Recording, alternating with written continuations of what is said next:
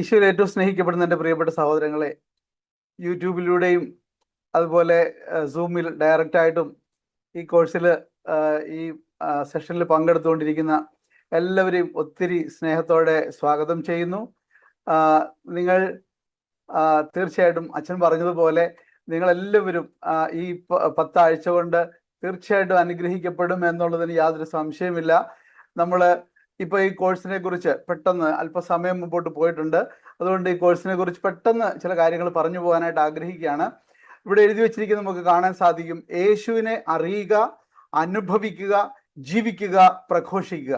ഇതാണ് നമ്മുടെ മുമ്പിലുള്ള ഒരു വെല്ലുവിളി എന്ന് പറയുന്നത്. ഇന്നത്തെ ലോകത്തിൽ പ്രത്യേകിച്ചും നമ്മുടെ മുമ്പിലുള്ള ഒരു വലിയ വെല്ലുവിളി എന്ന് പറയുന്നത് യേശുവിനെ അറിയേണ്ടതുപോലെ അറിയാനും അതുപോലെ അനുഭവിച്ച് ജീവിക്കാനും അങ്ങനെ ജീവിച്ചുകൊണ്ട് പ്രഘോഷിക്കാനും സാധിക്കുക എന്നതാണ് നമ്മെ സംബന്ധിച്ച് ഏറ്റവും വലിയ ഒരു വെല്ലുവിളിയായിട്ട് നമ്മുടെ മുമ്പിൽ നിൽക്കുന്ന കാര്യം.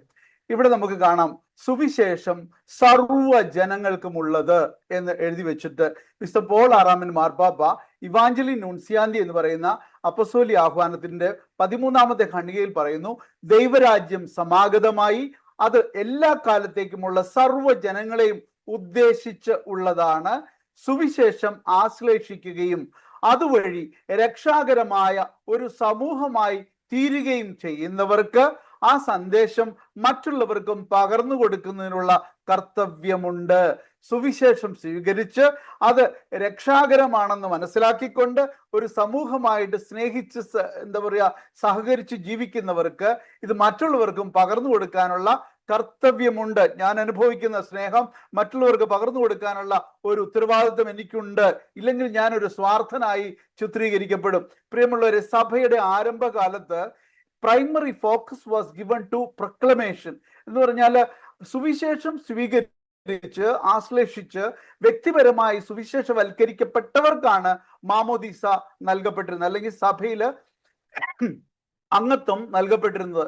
എന്നാൽ പിന്നീട് മുൻപോട്ട് വന്നപ്പോൾ 4-ാം നൂറ്റാണ്ടിലൊക്കെ വന്നപ്പോഴേക്കും ഈ ശിശു മാമോദീസ വന്നു കഴിഞ്ഞപ്പോഴേക്കും ഈ ടീച്ചിങ് ഡോമിനേറ്റഡ് ദ പ്രൊക്ലമേഷൻ എന്ന് പറഞ്ഞാൽ മാമോദീസ സ്വീകരിച്ചവരെ മതബോധനം നൽകി വളർത്തുവാൻ പരിശ്രമിച്ചു. അപ്പോൾ അവിടെ മുതൽ അത് അങ്ങനെയാണ് സാധിച്ചത്. കാരണം അനേകർക്ക് ശിശു മാമോദീസ വന്നു കഴിഞ്ഞപ്പം അവരെ മതബോധനം നൽകി അവരെ വളർത്തേണ്ടതിന്റെ ആവശ്യകത വന്നതോടുകൂടി അങ്ങനെയാണ് പിന്നീട് ഇങ്ങോട്ട് വന്നത്. അപ്പൊ അവിടെ ഒരു പ്രശ്നം വന്നത് എന്താന്ന് വെച്ചാൽ an urgency of evangelization within the church അവിടെ ഉരുത്തിരിഞ്ഞു എന്നുള്ളതാണ്.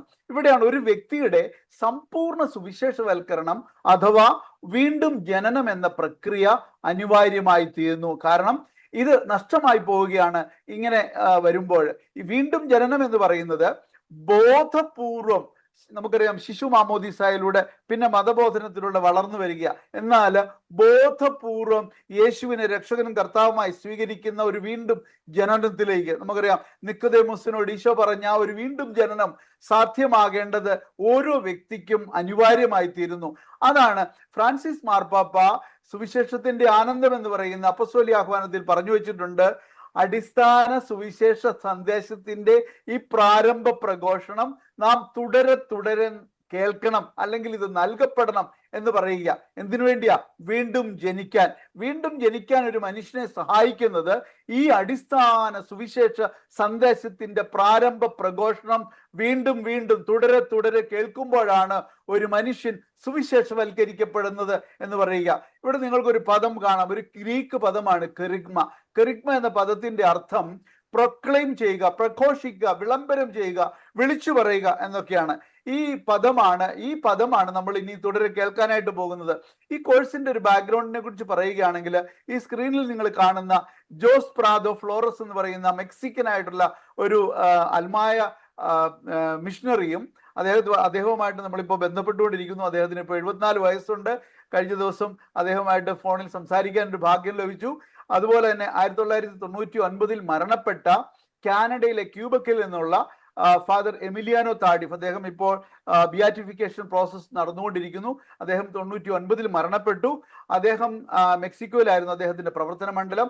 ഇവർ രണ്ടുപേരും കൂടെ ചേർന്ന് രൂപപ്പെടുത്തിയ ഒരു കോഴ്സാണിത്. എന്ന് പറഞ്ഞാൽ ഈ 2 പുസ്തകങ്ങളെ ആസ്പദമാക്കി, എന്ന് പറഞ്ഞാൽ ഇവാഞ്ചലി നൂൺസിയാന്തി, സുവിശേഷ പ്രഘോഷണം എന്ന് പറയുന്ന വിശുദ്ധ പോൾ ആറാമൻ മാർപ്പാപ്പ 1975 പുറപ്പെടുവിച്ച അപ്പസ്തോലിക ആഹ്വാനവും വിശുദ്ധ ജോൺ പോൾ മാർപ്പാപ്പ 1990 പുറപ്പെടുവിച്ച രക്ഷകന്റെ മിഷൻ അഥവാ റിഡംതോരിസ് മിസ്സിയോ എന്ന് പറയുന്ന ചാക്രിക ലേഖനവും, ഈ 2 പുസ്തകങ്ങളെ ആസ്പദമാക്കി ഇതിൽ കണ്ട മിഷണറി തീക്ഷ്ണത കൊണ്ട് രൂപപ്പെടുത്തിയ ഒരു കോഴ്സാണ് ഇത്. ഇതൊരു സഭാത്മക പഠനമായി നമ്മൾ മാറിയിരിക്കുകയാണ്. നിങ്ങൾക്ക് ഈ സ്ക്രീനിൽ കാണുന്ന വിവിധങ്ങളായിട്ടുള്ള പുസ്തകങ്ങൾ കാണാം. ബൈബിൾ ഉണ്ട്, രണ്ടാം വത്തിക്കാൻ കൗൺസിൽ ഉണ്ട്, അതുപോലെ തന്നെ കൗൺസിലിന്റെ പ്രമാണ രേഖകളുണ്ട്, കത്തോലിക്ക സഭയുടെ മതബോധന ഗ്രന്ഥമുണ്ട്, വിവിധങ്ങളായിട്ടുള്ള ചാക്രിക ലേഖനങ്ങൾ, അപ്പോസ്തോലിക ആഹ്വാനങ്ങളും എല്ലാം ക്രോഡീകരിച്ചുകൊണ്ട് മിഷനെ സംബന്ധിക്കുന്ന ഏത് അപ്പോസ്തോലിക ആഹ്വാനങ്ങളിൽ നിന്ന് കിട്ടിയാലും, ഏത് ചാക്രിക ലേഖനങ്ങളിൽ നിന്ന് കിട്ടിയാലും, പിതാക്കന്മാരിൽ നിന്ന് പിതാക്കന്മാരിൽ നിന്ന് എന്ത് അറിവ് ലഭിച്ചാലും അതിനെല്ലാം ക്രോഡീകരിച്ചുകൊണ്ട് ഈ കോഴ്സ് ഇപ്പോൾ മുന്നോട്ട് പോയിക്കൊണ്ടിരിക്കുക. ഈ കോഴ്സിന്റെ മോട്ടോ എന്ന് പറയുന്നത്, ഞങ്ങൾ എളുപ്പത്തിൽ പറയും, തമാശ രീതിയിൽ എളുപ്പത്തിൽ പറയുന്ന 2T22 എന്ന് പറയും. എന്ന് പറഞ്ഞാൽ 2 തിമോത്തി 2:2, അനേകം സാക്ഷികളുടെ മുൻപിൽ വെച്ച് നീ എന്നിൽ നിന്ന് കേട്ടവ മറ്റുള്ളവരെ കൂടി പഠിപ്പിക്കാൻ കഴിവുള്ള വിശ്വസ്തരായ ആളുകൾക്ക് പകർന്നു കൊടുക്കുക എന്ന പൗലോസ് ശ്ലീഹ തിമോത്തിയോസിന് കൊടുത്ത ആഹ്വാനമാണ് ഇവിടെ നമുക്ക് കാണാൻ സാധിക്കും. ഈ വചനത്തിൽ ഒത്തിരി കാര്യങ്ങൾ അടങ്ങിയിട്ടുണ്ട്. മുഴുവൻ എക്സ്പ്ലെയിൻ ചെയ്യാൻ പറ്റില്ലെങ്കിലും ഒന്ന് ഓടിച്ചിട്ട് പറഞ്ഞു പോകാം. അനേകം സാക്ഷികളുടെ മുൻപിൽ വെച്ചെന്ന് പറയുമ്പോൾ നമ്മെ സംബന്ധിച്ച് സഭയിൽ നിന്ന് അനേകം സാക്ഷികളുടെ മുമ്പിൽ, സഭയിൽ നിന്ന് നീ എന്നിൽ നിന്ന് കേട്ടവ എന്ന് പറയാ, സഭയിൽ നിന്ന് നിനക്ക് ലഭിച്ച കാര്യങ്ങൾ എന്ന് പറയാം. അത് മറ്റുള്ളവരെ കൂടെ പഠിപ്പിക്കാൻ കഴിവുള്ള, എന്ന് പറഞ്ഞാൽ മറ്റുള്ളവരെ കൂടെ പഠിപ്പിക്കാൻ കഴിവുള്ള വിശ്വസ്തരായ ആളുകൾക്ക് പകർന്നു കൊടുക്കുക എന്നാണ് പറയുക. അപ്പൊ എന്ന് പറഞ്ഞാൽ റിസോഴ്സ് ട്രെയിനിങ് ആണ്. എന്ന് പറഞ്ഞാൽ അനേകരിലേക്ക് സുവിശേഷം എത്തിക്കാൻ കഴിവുള്ള വിശ്വസ്തരായ ആളുകളെ രൂപപ്പെടുത്തണമെന്ന് ഇവിടെ നല്ലൊരു ആഹ്വാനം നമുക്ക് കാണാൻ സാധിക്കുക. അത് തന്നെയാണ് നമ്മൾ ഈ കോഴ്സിന്റെ ഒരു ഫോക്കസ് എന്ന് പറയുന്നത്. ലോക സുവിശേഷവൽക്കരണം, ദൈവരാജ്യത്തിന്റെ സംസ്ഥാപനം, അതാണ് നമ്മൾ ഇവിടെ ആഗ്രഹിക്കുന്നത്. അതിനുവേണ്ടി നമ്മൾ നൽകുന്നത് ഈ അടിസ്ഥാന സുവിശേഷ സന്ദേശത്തിന്റെ പ്രാരംഭ പ്രഘോഷണമാണ്. യേശു പ്രഘോഷിച്ച ആ പ്രഘോഷണമാണ് നമ്മൾ നൽകുന്നത്. അത് എന്തിനാണെന്നറിയാമോ? ടു ഇവാഞ്ചലൈസ് ദ പാർട്ടിസിപ്പൻസ് എന്ന് പറഞ്ഞാൽ സുവിശേഷവൽക്കരിക്കുവാൻ വേണ്ടിയാണ് ഇത് ഉപയോഗിക്കുക. അതുപോലെ തന്നെ അവരെ പ്രഘോഷിക്കാൻ പഠിപ്പിക്കുക. നമ്മൾ മാത്യുച്ചൻ പറഞ്ഞത് കേട്ടല്ലോ, പ്രഘോഷിക്കാൻ പഠിപ്പിച്ച് മാർക്കറ്റുകളിലേക്ക് പറഞ്ഞു വിടുമ്പോൾ നമ്മുടെ ഉള്ളിലെ ആ ഹെസിറ്റേഷനൊക്കെ ഒന്ന് മാറിയിട്ട് മറ്റുള്ളവരുടെ സുവിശേഷ സന്ദേശം നൽകാനുള്ള ഒരു വലിയ കൃപ നമുക്ക് ലഭിക്കുമെന്നുള്ളത് തീർച്ചയായിട്ടുള്ള ഒരു കാര്യമാണ്. അത് നമ്മളിവിടെ ചെയ്യുന്നുണ്ട്. അതുപോലെ പരിശീലകരെ പരിശീലിപ്പിക്കുക. അപ്പൊ അതാണ് നമ്മൾ ചെയ്യുന്നത്. ഇന്നിപ്പം നമുക്കറിയാം അനേക കാറ്റക്കിസം ടീച്ചേഴ്സും ഉണ്ട്. അപ്പൊ അങ്ങനെ പരിശീലകരാണ് അവര്. ആ പരിശീലകരെ പരിശീലിപ്പിക്കുക. അതുപോലെ അനേക റിസോഴ്സസുകളെ രൂപപ്പെടുത്തുക. പിന്നെ teams and schools of evangelisation, അത് ലോകമെമ്പാടും അനേക ഇടങ്ങളിൽ രൂപപ്പെടണം. ഇപ്പൊ എന്നെ കേട്ടുകൊണ്ടിരിക്കുന്ന പ്രിയപ്പെട്ടവര് അമേരിക്കയിലും എന്താ പറയുക, ഓസ്ട്രേലിയയിലും ന്യൂസിലൻഡിലും ഗൾഫ് രാജ്യങ്ങളിലും യൂറോപ്യൻ രാജ്യങ്ങളിലും ഒക്കെ ഉള്ളവരുണ്ട്. അവിടെ എല്ലാം ഓരോ ടീമുകൾ രൂപപ്പെടണമെന്നാണ് നമ്മുടെ ആഗ്രഹം. അതാണ് നമ്മുടെ ഫോക്കസും. ഇനി ഈ പ്രിലിംസ് കോഴ്സ് പോകുന്നത് നമുക്കറിയാം, അഗസ്റ്റിൻ ചാൻ ആദ്യം പറഞ്ഞിരുന്നു. അഗസ്റ്റിൻ ചാൻ പറഞ്ഞത് 36 ക്ലാസ്സുകളുള്ള ഒരു 6 ദിവസം നീണ്ടു നിൽക്കുന്ന ഒരു റെസിഡൻഷ്യൽ കോഴ്സിന്റെ ആ സബ്ജക്റ്റുകളിൽ നിന്ന് 8 കാര്യങ്ങൾ, 7 വിഷയങ്ങളാണ്, അതിനെ 8 ആയിട്ട് വിഭജിച്ചിരിക്കുകയാണ്. 8 കാര്യങ്ങൾ അടർത്തിയെടുത്തിട്ടാണ് നമ്മൾ ഈ മിസ്സിയോ പ്രിലിംസ് കോഴ്സ് നടത്തുന്നത്. ആ 8 കാര്യങ്ങളാണ് ഈ കാണുന്നത്. ദൈവസ്നേഹം, പാപാവസ്ഥ, യേശു രക്ഷകൻ, വിശ്വാസം, മാനസാന്തരം, പരിശുദ്ധാത്മാവ്, കൂട്ടായ്മ, സുവിശേഷ പ്രഘോഷണം. എന്ന് പറഞ്ഞാൽ ദൈവത്തിന്റെ അപരിമേയമായ സ്നേഹം, ദൈവ മനുഷ്യ പങ്കാളിത്തത്തോടു കൂടിയുള്ള ആ പറുദീസ അനുഭവം, അതായിരുന്നു ദൈവത്തിന്റെ പ്രാഥമിക പദ്ധതി, ദൈവരാജ്യം.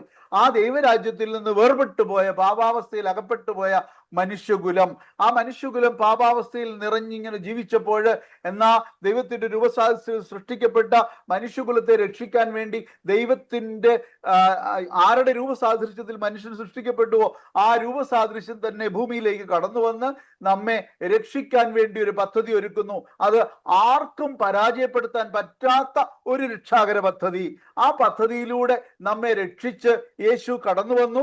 ആ യേശുവിലുള്ള വിശ്വാസവും മാനസാന്തരവും. ഇത് മനുഷ്യന്റെ പ്രത്യുത്തരമാണ്. ഈ പ്രത്യുത്തരത്തിലൂടെ നമ്മൾ മാനസാന്തരപ്പെട്ട് വിശ്വസിച്ച് നമ്മുടെ പാപകടങ്ങളൊക്കെ ഏറ്റുപറഞ്ഞ് വിശ്വസിച്ച് മാനസാന്തരപ്പെട്ട് എന്ന് പറഞ്ഞാൽ നമ്മുടെ ജീവിതം രക്ഷിച്ചവനായ യേശുക്രിസ്തുവിന് സമർപ്പിക്കുമ്പോൾ അവിടുത്തെ വാഗ്ദാനമായ പരിശുദ്ധാത്മാവിനാൽ നമ്മളെ നിറയ്ക്കുകയും ആ പരിശുദ്ധാത്മ നിറവിലേക്ക് നമ്മൾ വന്നു കഴിയുമ്പോൾ നാം അറിയാതെ നമ്മിലേക്ക് ദൈവത്തിന്റെ സ്നേഹം ഒഴുകി വരികയും നമുക്ക് നഷ്ടപ്പെട്ടു പോയ ദൈവസ്നേഹം നമ്മളിലേക്ക് ഒഴുകി വരികയും ഈ ദൈവസ്നേഹം നിറഞ്ഞ അനേക മക്കളോട് ഒന്നിച്ചു ചേർന്ന് ഒരു കൂട്ടായ്മയിലാകാൻ നമുക്ക് സാധിക്കുകയും അങ്ങനെ സഭാ കൂട്ടായ്മയിൽ നവീകരിക്കപ്പെട്ട ഒരു സഭാ കൂട്ടായ്മയിലായിരുന്നു കൊണ്ട് അനേകരിലേക്ക് സുവിശേഷം പങ്കുവയ്ക്കാൻ സാധിക്കുകയും ചെയ്യുന്ന ഒരു വിധത്തിൽ നമ്മളെ ഒന്ന് പരിശീലിപ്പിച്ചെടുക്കുക എന്നുള്ളതാണ് ഈ മിസിയോ കോഴ്സിലൂടെ നമ്മൾ ഉദ്ദേശിക്കുക. ഇനി എന്താണ് പലരും ചോദിക്കാറുണ്ട്, എന്തായി സുവിശേഷ വത്കൃതരാകുക എന്ന് പറഞ്ഞാൽ എന്താണെന്ന് ചോദിക്കാറുണ്ട്. അതുകൊണ്ടാണ് ഒരു കുഞ്ഞ് എക്സ്പ്ലനേഷൻ ഇവിടെ ഇട്ടിരിക്കുന്നത്.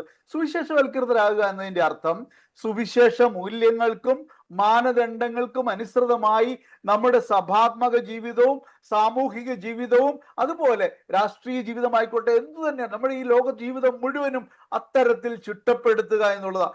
എല്ലാ മേഖലകളിലേക്കും ഈ സുവിശേഷ മൂല്യങ്ങളും ഈ മാനദണ്ഡങ്ങളും കടന്നു ചെല്ലണം. അപ്പോഴാണ് ലോകത്തിൽ ഇപ്പോൾ ഉണ്ടായിരിക്കുന്ന ഈ ദുരിതങ്ങൾ മുഴുവനും സുവിശേഷം കടന്നു ചെല്ലാത്തത് കൊണ്ടാണ് ഇത് സംഭവിക്കുന്നതെന്ന് തിരിച്ചറിഞ്ഞാൽ നമ്മുടെ ഉള്ളിൽ അറിയാതൊരു ദാഹമുണ്ടാകും. എൻ്റെ ദൈവമേ, ഇത് എല്ലായിടത്തേക്കും ഈ നല്ല ഈ സുവിശേഷം എല്ലായിടത്തേക്കും എത്തിക്കണമല്ലോ, യേശുവിനെ എല്ലാവർക്കും പരിചയപ്പെടുത്തി കൊടുക്കണമല്ലോ എന്നൊരു തീക്ഷ്ണത നമ്മുടെ ഉള്ളിലേക്ക് ആഴത്തിൽ വരുമെന്നുള്ളതിൽ യാതൊരു സംശയമില്ല. അങ്ങനെ സുവിശേഷവൽകൃതരായിക്കൊണ്ട് മറ്റുള്ളവരെ സുവിശേഷത്തിലേക്ക് ആനയിക്കാനാണ് നാം ഓരോരുത്തരും വിളിക്കപ്പെട്ടിരിക്കുന്നത് എന്നത് നമ്മൾ മനസ്സിലാക്കുക. ഇനി നോക്കിയേ, ഇത് എന്തിനു വേണ്ടിയാന്ന് വെച്ചാൽ ഒരനുഭവമാകുന്ന സുവിശേഷവൽക്കരണം സാധ്യമാകണം.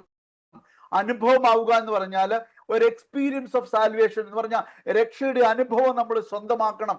രക്ഷയുടെ അനുഭവം സ്വന്തമാക്കിയവർക്ക് അടങ്ങിയിരിക്കാൻ പറ്റില്ല. പിന്നെ നേരായതും സഭാത്മകവുമായ ബോധ്യങ്ങളിൽ വളർത്താൻ നമ്മളെ സഹായിക്കുക എന്ന് പറഞ്ഞാൽ തെറ്റായ ബോധ്യങ്ങൾ പടർത്തുന്നതല്ല, സഭാത്മകമായ ബോധ്യങ്ങളിൽ വളരുക എന്നുള്ളതാണ്. പിന്നെ ജീവിതശൈലി ദൈവോന്മുഖമാവുക, അങ്ങോട്ടും ഇങ്ങോട്ടും തിരിഞ്ഞുള്ള ജീവിതമല്ല, ജീവിത ശൈലി മുഴുവനും ദൈവോന്മുഖമാക്കിക്കൊണ്ട് മുന്നോട്ട് പോവുക. അതുപോലെ സാക്ഷ്യത്തിന്റെ പിൻബലത്തോടെ ജീവിക്കുക. നമ്മുടെ ജീവിതം കാണുന്നവർക്ക് ഇവന്റെ ജീവിതത്തിൽ ഇവളുടെ ജീവിതത്തിൽ എന്തോ വ്യത്യാസമുണ്ടല്ലോ, എന്തോ പ്രത്യേകതയുണ്ടല്ലോ എന്ന് തോന്നിക്കൊണ്ട് നമ്മിലേക്ക് കടന്നു വരികയും നമ്മിൽ നിന്ന് യേശുവിന്റെ സ്നേഹം അവരിലേക്ക് പകർന്നു നൽകപ്പെടുകയും അങ്ങനെ അവർ യേശുവിനെ പരിചയപ്പെടുകയും ചെയ്യുന്ന രീതിയിലേക്ക് വളരുക എന്നുള്ളതാണ്. പ്രിയപ്പെട്ടവരെ, സുവിശേഷമേകാൻ സുവിശേഷമായി തീരണം. അതാണ് നമുക്ക് ദൈവം തന്നിരിക്കുന്ന വലിയൊരു വെല്ലുവിളി എന്ന് പറയുന്നത്. ഈ ലോകത്തിന്റെ വെല്ലുവിളികളെ എല്ലാം അതിജീവിച്ചുകൊണ്ട് സുവിശേഷം ജീവിച്ച് മറ്റുള്ളവർക്ക് പ്രഘോഷിച്ചു കൊടുക്കുന്ന മക്കളെ രൂപപ്പെടുത്തുക എന്നുള്ളതാണ് നമ്മുടെ മുന്നിലുള്ള ഏറ്റവും വലിയ വെല്ലുവിളി എന്ന് പറയുന്നത്. ഈ കൂട്ടായ്മയിൽ പ്രത്യേകിച്ചും ഈ ഒരു ഗ്രൂപ്പില് 860-ലധികം ആൾക്കാർ ഇതിലുണ്ട്. പ്രിയമുള്ളവരെ, അതില് യൂട്യൂബിലൂടെ പങ്കെടുക്കുന്നവരുണ്ട്, അതുപോലെ സൂമിൽ പങ്കെടുക്കുന്നവരുണ്ട്, ഇനി യൂട്യൂബ് ലിങ്ക് ഇട്ട് കഴിയുമ്പോൾ അത് കണ്ടുകൊണ്ട് വരുന്നവരുണ്ട്. പ്രിയമുള്ളവരെ, ഇവിടെ ഒരു കാര്യം കൃത്യമായി പറഞ്ഞു വെച്ചിരിക്കുക. നമുക്കറിയാം, ഇതിനകത്ത് കാറ്റക്കിസം ടീച്ചേഴ്സ് വളരെയധികം പേരുണ്ടെന്ന് മാത്യു അച്ഛൻ പറഞ്ഞു. തീർച്ചയായിട്ടും ഉണ്ട്. വിശ്വാസം എന്നത് പഠിപ്പിക്കാനാവില്ല. നമ്മൾ തത്തമ്മേ പൂച്ച പൂച്ച എന്ന് പറഞ്ഞുകൊണ്ട് പഠിപ്പിച്ച് കുഞ്ഞുങ്ങളെ വളർത്തുകയല്ല നമുക്ക് വേണ്ടത്. അവർക്ക് കുറെ മാർക്ക് വാങ്ങിക്കൊടുക്കുക എന്നുള്ളതല്ല. വിശ്വാസം പകർന്നു നൽകാനേ കഴിയൂ. അതുകൊണ്ടാണ് ഏഷ്യയിലെ സഭ എന്ന അപ്പസ്തോലിക ആഹ്വാനത്തിന്റെ 23-ാമത്തെ ഖണ്ഡികയില് വിശുദ്ധ ജോൺ പോൾ മാർപ്പാപ്പ പറഞ്ഞു വെച്ചിരിക്കുന്നു, ജ്വലിക്കുന്ന ഒന്നിന് മാത്രമേ മറ്റൊന്നിനെ ജ്വലിപ്പിക്കാൻ കഴിയൂ. ജ്വലിക്കുന്ന കുറെ അധികം മതാധ്യാപകർ രൂപപ്പെടുമ്പോൾ അവരിലൂടെ ഈ കുഞ്ഞുങ്ങളിലേക്ക് വലിയൊരു ജ്വലനം കടന്നു ചെല്ലും. അതാണ് വിശ്വാസത്തിന്റെ പകർന്നു കൊടുക്കൽ എന്ന് പറയുന്നത്. ആ പകർന്നു കൊടുക്കലാണ് നമുക്കിന്ന് ആവശ്യം. ജ്വലിക്കുന്ന അനേക സുവിശേഷ പ്രവർത്തകരുണ്ടാവണം. അവരിൽ നിന്ന്, അവരുടെ കണ്ണുകളിൽ നിന്ന് മറ്റുള്ളവരിലേക്ക് പാസ് ഓൺ ചെയ്യപ്പെടുന്ന വിശ്വാസത്തിന്റെ കിരണങ്ങൾ അവരുടെ ഉള്ളിലേക്ക് ആഴമായി പകരുന്നത് നമുക്ക് കാണാൻ കഴിയണം. അതാണ് നമ്മുടെ ലക്ഷ്യം എന്ന് പറയുന്നത്. പ്രിയമുള്ളവരെ, 1997 ഡച്ചുകാർ, 93-ലാണ് ഈ കോഴ്സ് രൂപപ്പെട്ടതെങ്കിൽ 97 ഡച്ചുകാർ ബോംബെയിൽ വന്ന് നടത്തിയ ഒരു കോഴ്സിൽ 2 ആഴ്ചത്തെ സ്കൂൾ ഓഫ് ഇവാഞ്ചലൈസേഷൻ എന്ന് പറഞ്ഞ ഒരു പ്രോഗ്രാമിൽ വെച്ച് നമ്മുടെ ആലിസ് ആന്റി ആ കോഴ്സിൽ പങ്കെടുക്കുകയും അതിനുശേഷം ആലിസ് ആന്റി ഈ ഭാരതത്തിൽ ഒത്തിരി ഇടങ്ങളിൽ, ഭാരതത്തിൽ മാത്രമല്ല ലോകത്തിന്റെ നാനാഭാഗങ്ങളിൽ കടന്നു ചെന്ന് ഈ കോഴ്സ് അവിടെ എല്ലാം കൊടുക്കാൻ ഇടയായി. എന്ന് പറഞ്ഞാൽ ഡച്ച് ഭാഷയിൽ നടത്തിയ കോഴ്സ് ഇംഗ്ലീഷിലേക്ക് ട്രാൻസ്ലേറ്റ് ചെയ്ത് അത് മലയാളത്തിലേക്ക് ട്രാൻസ്ലേറ്റ് ചെയ്ത് ഇന്ന് അനേകരിലേക്ക് ഈ കോഴ്സ് എത്തുക. അത് ആലിസ് ആന്റി അല്പം കൂടെ കഴിയുമ്പോൾ നമ്മോട് പറയും. ഇനി എന്തിനാണ് സുവിശേഷം പ്രസംഗിക്കേണ്ടത് എന്നൊരു ചോദ്യം നമ്മുടെ മുമ്പിൽ കിടക്കുക. നമുക്കങ്ങ് ജീവിച്ചു പോയാൽ പോരെ എന്നൊരു ചോദ്യമുണ്ട്. പ്രിയമുള്ളവരെ, ഇവിടെ നമ്മൾ കാണുന്നത് ഇതാണ്.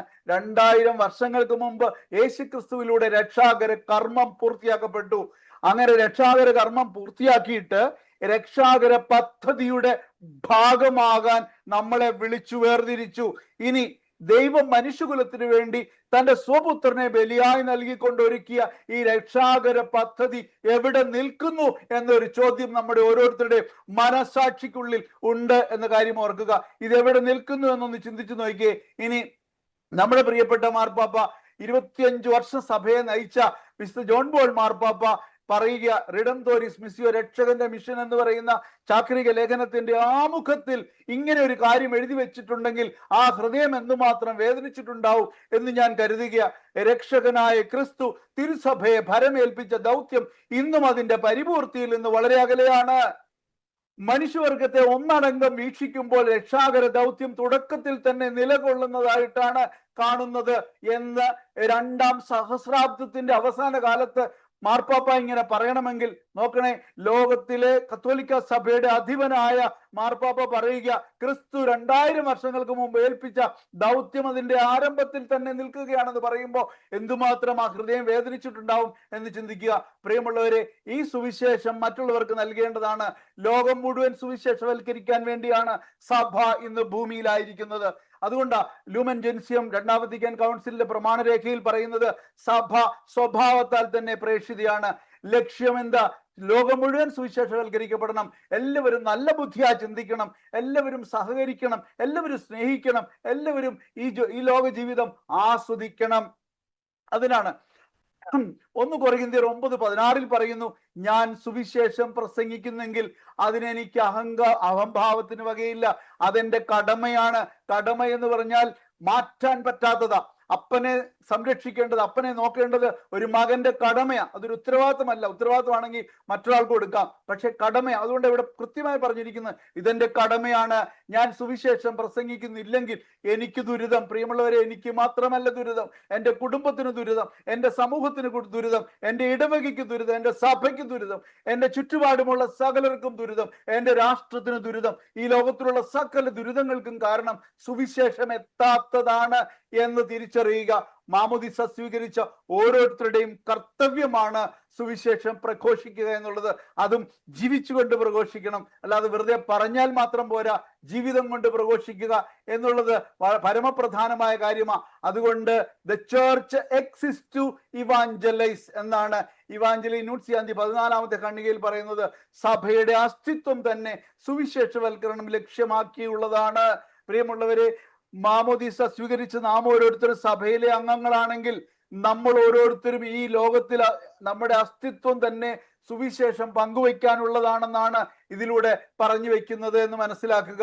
പ്രിയമുള്ളവരെ, സുവിശേഷത്തിന്റെ ആനന്ദം എന്ന് പറയുന്ന ഫ്രാൻസിസ് മാർപ്പാപ്പയുടെ പ്രഥമ ചാക്രിക ലേഖനത്തിൽ പറഞ്ഞു വെച്ചിരിക്കുകയാണ്, അപ്പസ്തോലിക ആഹ്വാനത്തിൽ പറഞ്ഞു വെച്ചിരിക്കുകയാണ്, കെറിഗ്മ എല്ലാ സുവിശേഷ പ്രവർത്തനത്തിന്റെയും സഭാ നവീകരണത്തിലുള്ള സകല പരിശ്രമങ്ങളുടെയും കേന്ദ്രമായിരിക്കണം. എന്ന് പറഞ്ഞാൽ ഈ അടിസ്ഥാന സുവിശേഷ പ്രഘോഷണമില്ലാതെ, ഈ പ്രാഥമിക പ്രഘോഷണമില്ലാതെ ഒന്നും സംഭവിക്കില്ല എന്നാണ്. അതുകൊണ്ട് എല്ലാ സഭാ നവീകരണ പ്രവർത്തനത്തിന്റെയും അടിസ്ഥാനം ഇതായിരിക്കണം എന്ന് പറയുക. ഇനി അതിന്റെ 164ാമത്തെ ഖണ്ഡികയിൽ പറയുന്നത് ഇങ്ങനെയാ, മതബോധകന്റെ അധരങ്ങളിൽ നിന്ന് പ്രഥമ പ്രഘോഷണം അഥവാ ഈ കെറിഗ്മ വീണ്ടും വീണ്ടും മുഴങ്ങണം. അങ്ങനെ ഓരോരുത്തരും തുടരെ സുവിശേഷവൽക്കരിക്കപ്പെടണമെന്നാ പറയുക. എന്ന് പറഞ്ഞാൽ ഒരിക്കലൊന്ന് സുവിശേഷവൽക്കരിക്കപ്പെടണമെന്ന് ആഗ്രഹമുണ്ടെങ്കിൽ ഇതൊന്ന് കേട്ടാ മതി എന്നാ പറയുക.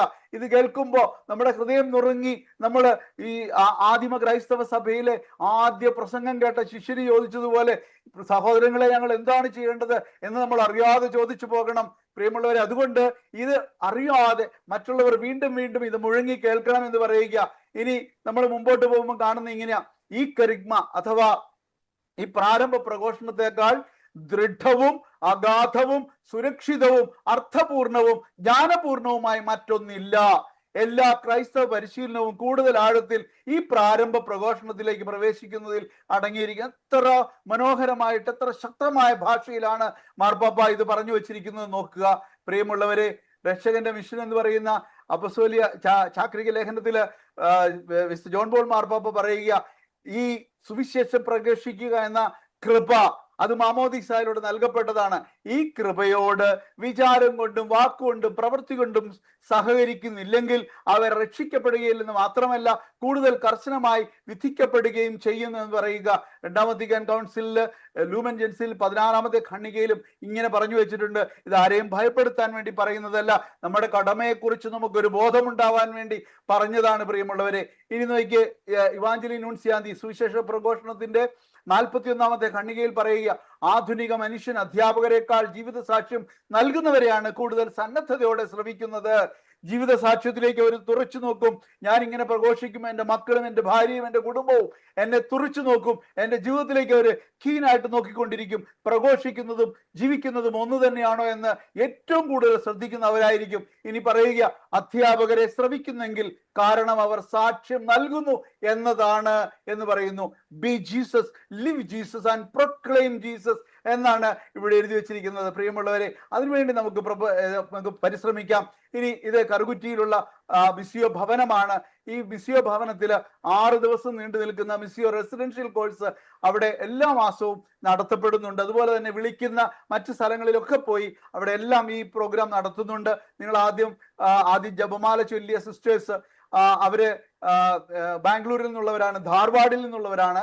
അവിടെ 6 ദിവസത്തെ ഇംഗ്ലീഷിലുള്ള ഈ പ്രോഗ്രാം ഞങ്ങൾ നടത്തിയതാ. അതിൽ പങ്കെടുത്തവരായതുകൊണ്ട് അവർ ഇംഗ്ലീഷിൽ ജപമാല ചൊല്ലിയത്. അവർക്ക് ഇംഗ്ലീഷേ അറിയുള്ളൂ, മലയാളം അറിയില്ലാത്തവരാണ്. പ്രിയമുള്ളവരെ, ഈ Missio course is now available in Malayalam, English and Hindi. ഇനി നിങ്ങൾക്ക് എവിടെയെങ്കിലും ഹിന്ദിയിൽ നടത്തണമെങ്കിൽ ഞങ്ങളെ വിളിച്ചാൽ മതി. മലയാളത്തിൽ നടത്തണമെങ്കിൽ അങ്ങനെ ചെയ്യാം, ഇംഗ്ലീഷിൽ നടത്തണമെങ്കിൽ അങ്ങനെ ചെയ്യാം. നമുക്ക് എവിടെ വേണമെങ്കിലും ലോകത്തിന്റെ ഏത് ഭാഗത്ത് പോയും ഇത് നടത്താൻ വേണ്ടി പ്രതിജ്ഞാബദ്ധരാണ്. അനേക ടീം നിങ്ങൾ കണ്ടില്ലേ, ടീമിൽ കുറേ പേരുണ്ട്. അവരെല്ലാവരും ഇങ്ങനെ റിസോഴ്സസ് ആയിട്ട് വളർന്നുകൊണ്ടിരിക്കുന്നവരാ, അങ്ങനെയുള്ളവരാണ്. അതുകൊണ്ട് അങ്ങനെയുള്ള ഒരു ടീമാണ് വളർന്നു വരുന്നത് പ്രിയമുള്ളവരെ.